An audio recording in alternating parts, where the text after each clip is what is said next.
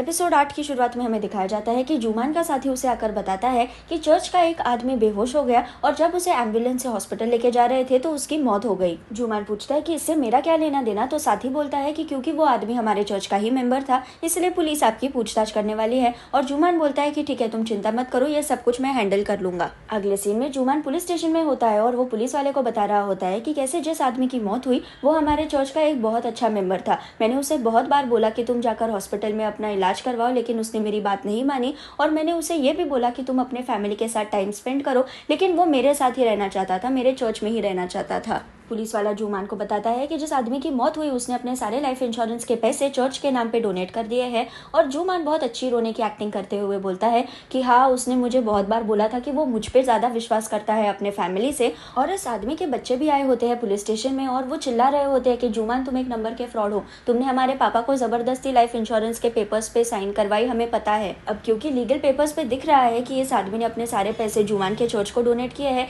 इसलिए पुलिस भी इस बारे में कुछ नहीं कर पाती और जुमान इस केस से आसानी से छूट जाता है। जुमान आराम से पुलिस स्टेशन के बाहर आ जाता है और ये सीन देखकर जिनोन क्योंको और गोउन को बहुत गुस्सा आता है, क्योंकि इनडायरेक्टली जुमान ने ही इस आदमी का मर्डर किया है। उसने ही इस आदमी को रोका था हॉस्पिटल में जाने से, इलाज करवाने से, लेकिन अब वो पुलिस के सामने बहुत अच्छा बनने की एक्टिंग कर रहा है। गोउन, जिनोन और क्योंको डिस्कस कर रहे होते हैं कि इस जुमान को अभी पकड़ के हम सबक सिखाएंगे, लेकिन संचल उन्हें रोकता है और समझाते हुए बोलता है कि अगर हमने जुमान को सबक भी सिखा लिया तो कुछ फर्क नहीं पड़ेगा, क्योंकि उसके भक्तों के लिए तो वो भगवान ही रहेगा। हमें हमारे प्लान को ठीक से फॉलो करना होगा ताकि हम जुमान और उसके चर्च को जड़ से उखाड़ कर फेंक दे। यहाँ ये सीन कट होता है और अगले सीन में हमें दिखाया जाता है कि रात के वक्त जुमान बहुत स्पीड से ड्राइव कर रहा होता है जब अचानक उसकी गाड़ी के सामने एक आदमी खड़ा हो जाता है। जुमान इस आदमी को देखकर अपनी गाड़ी के जोर से ब्रेक दबा देता है, लेकिन गाड़ी रुकने के बाद उसे दिखाई देता है कि गाड़ी के सामने तो कोई खड़ा ही नहीं है और जुमान के होश उड़ जाते हैं। असल में ये सब कुछ जिनोन और क्योंकू की टेक्नोलॉजी का कमाल है, जिन्होंने इस मिशन के लिए बहुत सारे डिवाइसेस बनाए हैं ताकि वो जुमान को डरा सके। इस हादसे की वजह से जुमान अपनी गाड़ी साइड में पार्क कर देता है, लेकिन अचानक उसकी गाड़ी ड्राइव करना शुरू कर देती है और बहुत स्पीड से चलने लगती है और उसका सीट बेल्ट इतना टाइट हो जाता है कि जुमान स्टीयरिंग व्हील भी पकड़ नहीं पाता। जुमान ब्रेक्स दबाने की कोशिश करता है लेकिन ब्रेक्स भी फेल हो जाते हैं, स्टीयरिंग व्हील खुद से जोर जोर से घूमने लगता है और जुमान चिल्लाता है कि ये सब कुछ मेरे साथ क्या हो रहा है। गाड़ी फाइनली कंट्रोल में आ जाती है और जुमान कैसे भी करके अपने चर्च पहुंच जाता है, लेकिन चर्च के अंदर जाने के बाद जुमान को ऐसी फीलिंग आती है जैसे कि उसका कोई पीछा कर रहा है। वो पलट के देखता है और जो आदमी उसकी गाड़ी के सामने आया था वो वापस यहाँ पे आ गया है और उसे देखकर जुमान जोर से चिल्लाने लगता है। जुमान के चिल्लाने की आवाज सुनकर उसके साथ जो औरत काम करती है वहाँ पे आ जाती है और जुमान को पूछते है कि क्यों चिल्ला रहे हो तुम, क्या हो गया। तो जुमान बहुत घबरा कर बोलता है कि यहाँ पे एक आदमी खड़ा था। औरत बोलती है कि यहाँ पे तो कोई भी खड़ा नहीं है, क्या तुम तुम्हारे भक्तों की तरह पागल हो गए हो, जाओ कल डॉक्टर के पास जाके आओ, शायद तुम्हारा दिमाग ठीक से काम नहीं कर रहा है। और अगले दिन जुमान हॉस्पिटल में जाता है खुद का चेकअप करवाने के लिए। डॉक्टर जुमान पे बहुत सारे टेस्ट करते हैं, लेकिन सारे टेस्ट के रिपोर्ट्स नॉर्मल आ जाते हैं। तो डॉक्टर जुमान को बोलता है कि शायद तुम इस टेस्ट की वजह से ये सब कुछ दिख रहा था। डॉक्टर फिर जुमान को एडवाइस देते हुए बोलता है कि तुम तुम्हारा स्ट्रेस कम करने के लिए ऐसी जगहों पे जाओ जहाँ पे तुम लोगों को मिलोगे, उनसे बातें करोगे। तुम फिशिंग जा सकते हो, हाइकिंग जा सकते हो, या फिर तुम चर्च में भी जा सकते हो। जुमान बोलता है कि चर्च में तो मैं बिल्कुल नहीं जाऊंगा, ये सारी फालतू की बातें हैं और मुझे इन पे विश्वास भी नहीं। और ये बहुत अजीब होता है क्योंकि जुमान जो हमेशा अपने भक्तों को बोलता है कि तुम तुम्हारा इलाज हॉस्पिटल में मत करवाओ, मुझसे करवाओ क्योंकि मैं ही भगवान हूँ, वो खुद चर्च में विश्वास नहीं करता, वो खुद भगवान में विश्वास नहीं करता और अपना इलाज करवाने के लिए हॉस्पिटल में आया है। हॉस्पिटल से निकलने के बाद जुमान को दोकी की कही हुई बातें याद आती है कि कैसे उसकी मौत जल्दी होने वाली है, इसलिए वो दोकी को ढूंढते हुए फिर से उस गाँव में आ जाता है जहाँ पे वो दोकी को पहली बार मिला था। जुमान को क्योंको दिखाई देता है, इसलिए वो उसे पूछता है कि तुम्हारे वो ज्योतिष बाबा कहाँ पे है। तो क्योंको बोलता है कि क्या तुम्हारे पास अपॉइंटमेंट है, अपॉइंटमेंट के बगैर हमारे बाबा किसी को भी नहीं मिलते। जुमान पूछता है कि मुझे किस दिन की अपॉइंटमेंट मिल सकती है। तो क्योंको बोलता है कि हमारी इस साल की और अगले साल की सारी डेट्स बुक हो गई है और आखिरी जो तुम्हें अपॉइंटमेंट मिल सकती है वो है दिसंबर 2025 की। जुमान चिल्लाने लगता है दिसंबर 2025, ये क्या पागलपन है।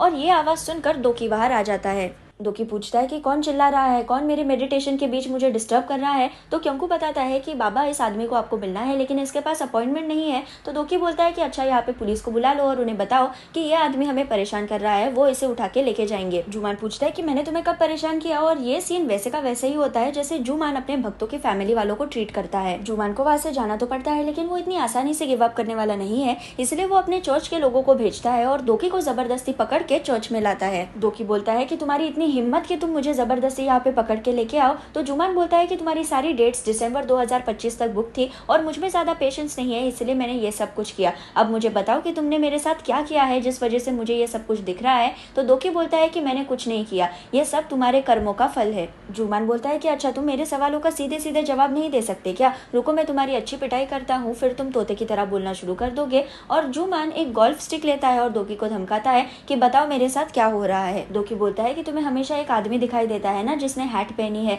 और वो तुम्हारी तरफ देखकर बहुत अजीब तरीके से स्माइल करता है। मुझे नहीं लगता कि ये आत्मा तुम्हारा पीछा जल्दी से छोड़ेगी क्योंकि तुमने उसे डिस्टर्ब किया है। इस पूरे सीन में दोकी इधर उधर देखकर बात कर रहा होता है, इसलिए जुमान उससे पूछता है कि ओ पागल इंसान, तुम कहाँ पे देख रहे हो? तुम किसे देखकर बात कर रहे हो? मैं तो यहीं पे खड़ा हूँ। और उसी वक्त जुमान के कमरे के लाइट्स बंद हो जाते हैं। जुमान पलटकर देखता है कि लाइट्स किसने बंद किए और उसे आईने में फिर से एक बार वही आत्मा दिखाई देती है और वो जोर जोर से चिल्लाने लगता है और दोकी को बोलता है कि तुमने भी देखा ना उस आदमी को, वो यहीं पे है ना, मैं पागल नहीं हूँ ना? तो दोकी उसे बोलता है कि तुम चुप रहो और दोकी उठकर आईने पे एक तावीज लगा लेता है और ये आत्मा गायब हो जाती है। दोकी बोलता है कि यह आत्मा बहुत पावरफुल है और खतरनाक है और ये तब तक नहीं रुकेगी जब तक तुम्हारी जान नहीं चली जाती। और जुमान रोते हुए बोलता है कि प्लीज मुझे मदद करो, प्लीज मुझे बचा लो। दोकी फिर जुमान को कुछ तावीज बना के देता है और उसे बोलता है कि इन सारे तावीजों को तुम तुम्हारे कमरे में लगा लो और 7 दिनों के लिए अपनी पैसे की कमाई पूरी तरह से रोक दो, नहीं तो तुम्हारी जान खतरे में आ सकती है। जुमान इन सारे तावीजों को अपने कमरे में लगा लेता है और अपना प्रवचन देने के लिए चर्च में जाता है, लेकिन क्योंकि उसका मूड आज बहुत खराब है वो डिसाइड करता है कि वो आज प्रवचन नहीं देगा, लेकिन वो एक हीलिंग सेशन रखेगा और इस हीलिंग सेशन में वो सारे भक्तों की पिटाई करेगा, उन्हें थप्पड़ मारेगा, ये बोलते हुए कि मैं तुम्हारे अंदर की बुरी आत्मा निकाल रहा हूँ। जिनसन, जिसकी हालत ऑलरेडी बहुत खराब है, उसे भी जुमान थप्पड़ मारने वाला होता है और ये सब जिनोन से देखा नहीं जाता, इसलिए वो जुमान के पास जाकर बोलता है, पिताजी मुझे आपके आशीर्वाद की बहुत जरूरत है, आप प्लीज मुझे पहले मारो। और जुमान जिनसन को इग्नोर करते हुए जिनोन की ही बहुत ज्यादा पिटाई करता है। चर्च से बाहर आने के बाद जिनोन बताता है कि कैसे आज के हीलिंग सेशन के लिए पैसे लिए गए और दोकी बोलता है कि इस जुमान को मैंने बोला था कि 1 हफ्ते के लिए अपना पूरा पैसे का बिजनेस रोक दो, लेकिन इसने मेरी बात नहीं सुनी। अब हमें इसे ऐसा सबक सिखाना होगा जो इसे जिंदगी भर याद रहे। कुछ दिनों बाद फिर से चर्च में प्रवचन होता है और जिनोन भी इसमें आया होता है और पिछले एपिसोड में हमें जो जादू दिखाया गया था कि कैसे कलर वाला पानी साफ हो जाता है, वही जादू फिर से एक बार जुमान अपने भक्तों को दिखा रहा होता है। लेकिन ये जादू पूरा होने से पहले ही चर्च में लगी हुई फोटो फ्रेम्स में से अचानक काला पानी ड्रिप होने लगता है और ये देखकर सारे भक्त चिल्लाने लगते हैं कि ये सब क्या है, क्या ये शैतान का काम है? जुमान सबको शांत करने की कोशिश करता है, लेकिन उसके खुद के कपड़ों में से काला दाग आना शुरू होता है और सब लोग पैनिक होने लगते हैं। जुमान फिर अपना प्रवचन सेशन रोक देता है और जल्दी से दोकी को बुलाता है और दोकी उसे पूछता है कि मैंने तुम्हें जो तावीज दिए थे वो कहाँ पे है? जुमान बोलता है कि ये क्या दीवार पे तो लगे हैं। तो दोकी बोलता है कि मैंने तुम्हें पीले तावीज दिए थे, ये काले कैसे हो गए? क्या तुमने इस पे पेंट किया? तो जुमान बोलता है कि नहीं, मैंने ऐसा कुछ नहीं किया। दोकी थोड़ी देर सोचने की एक्टिंग करता है और जुमान के सामने पैसे रखते हुए बोलता है, ये लो तुम्हारे पैसे वापस ले लो, मुझे तुम्हारे साथ काम नहीं करना है, ये बहुत बुरी आत्मा है और मेरी भी जान इसमें जा सकती है। और दोकी चर्च से चला जाता है। जुमान दोकी को बोलता है कि नहीं, तुम ऐसे नहीं जा सकते, तुम्हें मेरी मदद करनी ही होगी। और वो दोकी का पीछा करते हुए वापस गांव में आ जाता है। जुमान जबरदस्ती दोकी के मंदिर के अंदर घुस जाता है और बोलता है कि प्लीज मुझे मदद करो, प्लीज मेरी जान बचा लो। और अचानक दोकी के मंदिर के दरवाजे बंद हो जाते हैं और अंदर इतनी तेज हवा चलने लगती है जैसे कि कोई तूफान आ गया हो। दोकी जुमान को बोलता है कि जाओ उस कोने में छुप जाओ, नहीं तो ये बुरी आत्मा तुम्हें पकड़ लेगी। और दोकी फिर आसमान की तरफ देखकर बोलता है कि किसकी हिम्मत है मेरे मंदिर में आने की, कौन हो तुम, दिखाओ मुझे तुम्हारा चेहरा। और दोकी बहुत अच्छी एक्टिंग करता है जैसे कि आत्मा से वो फाइट कर रहा है। बहुत देर तक दोकी ये ड्रामा करता है और फाइनली वो चुप हो जाता है और कोई आवाज न आने की वजह से जुमान अपने कोने से बाहर आता है ये देखने के लिए कि एग्जैक्टली हो क्या रहा है। दोकी फिर धीमी आवाज में बोलता है, बेटा बाहर आ जाओ ना, मम्मी से बहुत बड़ी गलती हो गई, प्लीज मम्मी को माफ कर दो। और दोकी जिस तरीके से बात करता है, जुमान कन्विंस हो जाता है कि ये उसकी मम्मी की ही आवाज है जो बहुत सालों पहले गुजर गई थी।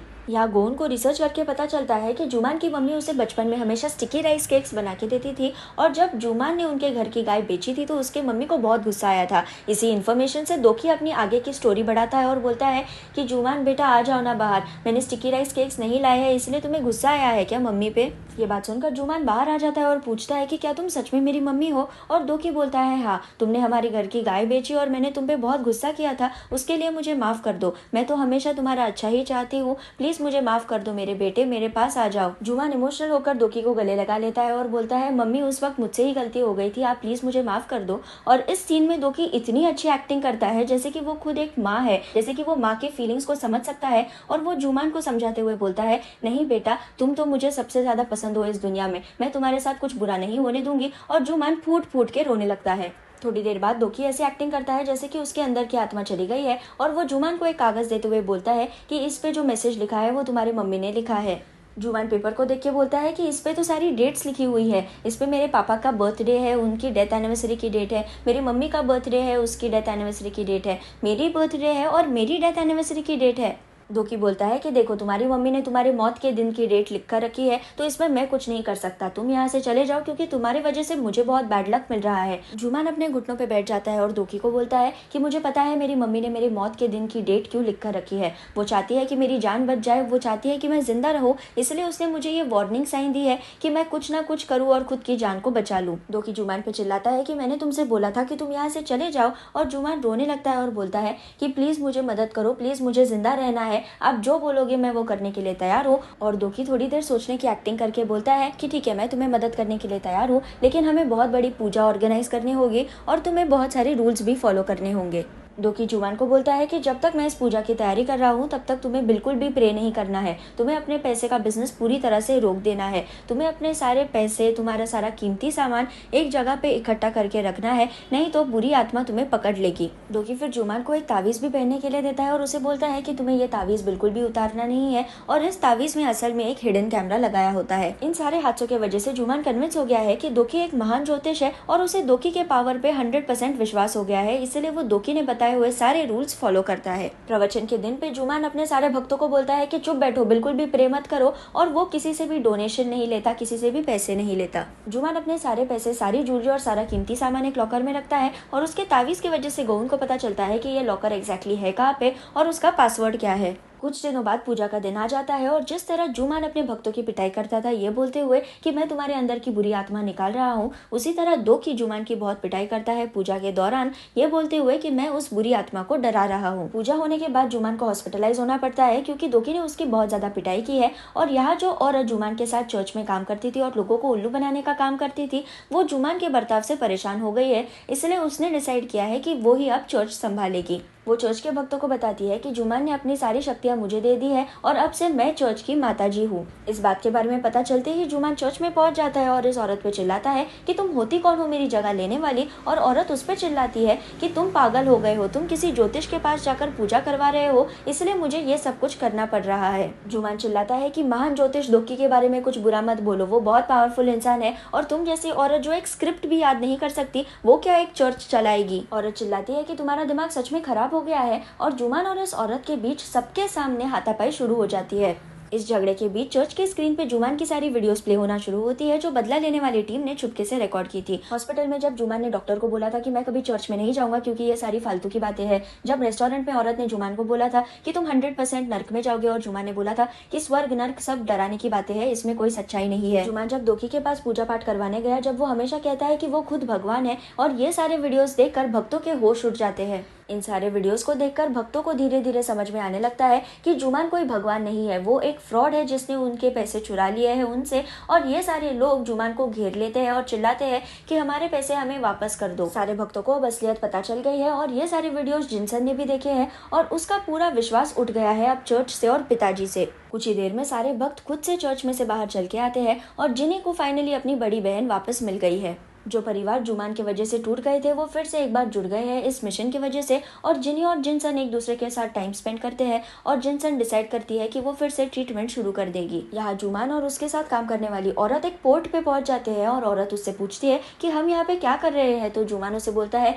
कि हम वापस उस हॉन्टेड चर्च में नहीं जा सकते, हमें अब उसी जगह पे रहना होगा जहाँ पे महान ज्योतिष दोकी ने बताया है। उसी वक्त टॉर्च से कोई जुमान को इशारा करता है और जुमान औरत को बताता है कि देखो ये आदमी ज्योतिष के लिए काम करता है, हमें इसके साथ जाना होगा, और ये इस आदमी का पीछा करते हुए एक कंटेनर के अंदर आ जाते हैं। आदमी खुद कंटेनर के बाहर आ जाता है और जुमान की तरफ देखकर स्माइल करता है और कंटेनर को ताला लगा लेता है बाहर से। ये आदमी असल में संचल होता है और संचल की स्माइल देखकर जुमान घबरा जाता है क्योंकि उसे याद आता है कि कैसे वो बुरी आत्मा भी देखकर उसे स्माइल करती थी, और उसे लगता है कि शायद इस बुरी आत्मा ने ही उन्हें इस कंटेनर में बंद कर दिया है, लेकिन अब वो बाहर भी नहीं जा सकता। औरत जुमान को बोलती है कि तुम्हारे वजह से अब हम इस कंटेनर में फंस गए हैं, हम बाहर कैसे जाएंगे। और उसी वक्त कंटेनर को कोई उठा लेता है और ये दोनों चिल्लाने लगते हैं कि ये हमारे साथ क्या हो रहा है। यहाँ ये सीन कट हो जाता है और यहाँ पे दोकी और उसके टीम का मिशन पूरा हो जाता है। अगले सीन में दोकी अपने घर के टेरेस पे होता है और वहाँ पे हाजुन आ जाता है ये कहकर कि मुझे तुमसे एक एडवाइस चाहिए है। दोकी बोलता है कि मुझे तो लगता नहीं है कि मैं तुम्हें कोई सलाह दे पाऊंगा। और हाजुन बहुत स्वीटली बोलता है कि मुझे पता नहीं मैं और किसके साथ ये जाकर बात करूँ। दोकी बोलता है कि ठीक है, बताओ तुम्हारी प्रॉब्लम क्या है। तो हाजुन बोलता है कि मेरे ना बहुत सारे छोटे भाई है, लेकिन एक आदमी आजकल मेरे छोटे भाइयों की बहुत पिटाई कर रहा है। मैं इस आदमी के पास गया बदला लेने के लिए, लेकिन फिर मुझे समझ में ही नहीं आया कि ये आदमी मेरे भाइयों को टारगेट क्यों कर रहा है। इनका कोई रिलेशन नहीं है, इनका कोई कनेक्शन नहीं है, फिर भी ये आदमी मेरे भाइयों की पिटाई कर रहा है। इसलिए मैंने डिसाइड किया कि मैं इस आदमी से फ्रेंडशिप कर लूंगा। तो दोकी, तुम्हें क्या लगता है, क्या मुझे इससे फ्रेंडशिप करनी चाहिए। दोकी बोलता है कि मुझे नहीं लगता कि तुम और ये आदमी कभी फ्रेंड्स हो पाओगे, क्योंकि जिस तरह से इस पूरी स्टोरी की शुरुआत हुई है, ये आदमी तुम्हारे भाइयों की पिटाई करते ही रहेगा। अब हमें ऑब्वियसली पता है कि हाजुन जो ये छोटे भाइयों के बारे में बात कर रहा है, वो असल में है उसकी इलीगल कंपनीज और जिन फ्रॉड लोगों के साथ वो काम कर रहा है उसके बारे में। और जो आदमी उसके छोटे भाइयों की पिटाई कर रहा है वो है दोकी, लेकिन दोकी को ये बात समझ में नहीं आती। हाजुन फिर दोकी को पूछता है कि क्या मैं तुम्हारा टॉयलेट यूज कर सकता हूँ, और दोकी उसे हाँ बोल देता है। तो हाजुन अकेले दोकी के घर के अंदर चला जाता है। दोकी के टेबल पे वियतनाम मिशन के फोटोज और डॉक्यूमेंट्स रखे होते हैं और हाजुन इन्हें उठाकर देखता है 1 बाय 1 और बोलता है, वाओ दोकी, तुम तो बहुत तेज निकले। उसी वक्त पीछे से दोकी की आवाज आती है जो बोलता है कि तुम्हें तो बहुत देर लग रही है टॉयलेट ढूंढने में। और यहाँ पे एपिसोड 8 खत्म हो जाता है। अगर आपको मेरा वीडियो पसंद आए तो उसे लाइक ज़रूर कीजिए और मेरे चैनल को सब्सक्राइब करना ना भूलें। Thank you.